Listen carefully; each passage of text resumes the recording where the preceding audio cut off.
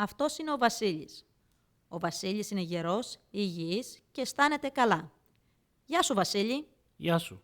Αλλά τι θα γίνει αν ο Βασίλης δεν αισθανθεί καλά? Τι θα γίνει αν ο Βασίλης αρρωστήσει ή πάθει κάποιο ατύχημα και δεν μπορεί να εκφράσει τις επιθυμίες του?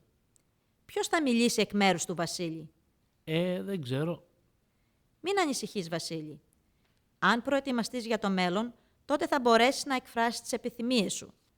Αλήθεια, πώς μπορώ να το κάνω κάτι τέτοιο? Πρέπει να το σκεφτείς, να μιλήσεις στους φίλους σου και στην οικογένειά σου και να γράψεις τις αποφάσεις σου. Μα γιατί να το κάνω αυτό? Θα ήταν σαν να προκαλούσα τη μοίρα μου. Μπορεί να μην θέλουμε να βάλουμε κακό στο νου μας, αλλά δυστυχώς άνθρωποι αρρωσταίνουν και ατυχήματα συμβαίνουν. Ένας στους 6 Αυστραλούς θα πάθει εγκεφαλικό επεισόδιο και κάθε 6 λεπτά γίνεται μία διάγνωση άνοιας. Και περίπου 20% των ενηλίκων προσβάλλονται από κάποια μορφή ψυχικής διαταραχής κάθε χρόνο. Σε κάποιο στάδιο της ζωής σου μπορεί να χρειαστείς κάποιον να αποφασίσει εκ μέρους σου αν εσύ δεν μπορείς. Αλήθεια. Και Βασίλη, μπορεί να είναι η τελευταία ευκαιρία που έχεις για να πεις τι θέλεις. Και το να γνωρίζει η οικογένειά σου αυτό που εσύ θέλεις μπορεί να την βοηθήσει να πάρει μερικές δύσκολες αποφάσεις. Λοιπόν, θα ήθελα να κάνω τα πράγματα πιο εύκολα για την οικογένειά μου. Αν συμβεί κάτι τρομερό, για τι πράγματα λοιπόν μπορώ να αποφασίσω από τώρα? Μπορείς να αποφασίσεις για τα οικονομικά σου, την ιατρική θεραπεία σου, την οικογενειακή φροντίδα και τις συνθήκες διαβίωσής σου. Τι θα γίνει με τα χρήματα και την περιουσία σου. Και αν συμβεί το μοιραίο, τότε μπορείς να αποφασίσεις αν θέλεις να γίνεις δωρητής ιστών και οργάνων. Μα η οικογένειά μου ξέρει τι θέλω. Ξέρει, είσαι σίγουρος γι' αυτό? Έχετε μιλήσει σχετικά με το τι θα γίνει αν χρειαστεί να σε συνδέσουν με τεχνητό αναπνευστήρα? Ή αν πάθεις άνοια και δεν μπορείς να αποφασίσεις εσύ ο ίδιος? Όχι. Μίλα τους.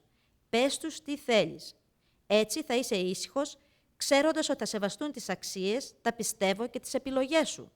Εντάξει, αλλά πώς λειτουργεί αυτός ο σχεδιασμός για το μέλλον? Υπάρχουν 4 πράγματα για τα οποία θα πρέπει να σκεφτείς. Το συνεχές πληρεξούσιο, οι εκ των προτέρων οδηγίες για φροντίδα, η διαθήκη σου και η δωρεά ιστών και οργάνων. Φαίνεται ότι υπάρχουν πολλά πράγματα για τα οποία θα πρέπει να σκεφτώ.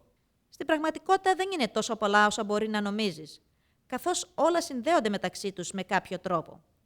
Ας τα δούμε ένα-ένα.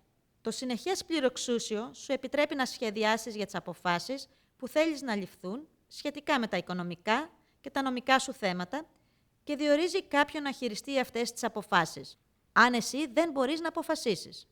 Οι εκ των προτέρων οδηγίες για φροντίδα σου επιτρέπουν να πάρεις έγκαιρες αποφάσεις σχετικές με τη φροντίδα της υγείας σου, τη διαμονή και τον τρόπο ζωής σου και να διορίσεις ένα άτομο να εφαρμόσει τις αποφάσεις αυτές εκ μέρους σου. Η διαθήκη σου δίνει τη δυνατότητα να δηλώσεις ξεκάθαρα τι θέλεις να γίνει με την περιουσία σου, τα υπάρχοντά σου και τα χρήματά σου όταν πεθάνεις. Αν γίνεις δωρητής ιστών και οργάνων, θα μπορούσες να καλυτερεύσεις τις ζωές 10 συνανθρώπων σου.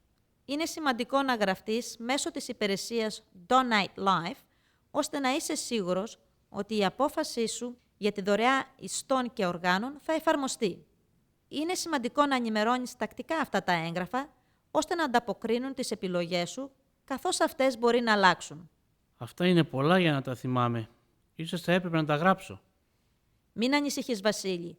Όλα όσα πρέπει να γνωρίζεις σχετικά με το συνεχές πληρεξούσιο, την εκ των προτέρων οδηγίες για φροντίδα, τη σύνταξη της διαθήκης σου και τη δωρεά ιστών και οργάνων είναι στην ιστοσελίδα www.si.gov.au/planningahead.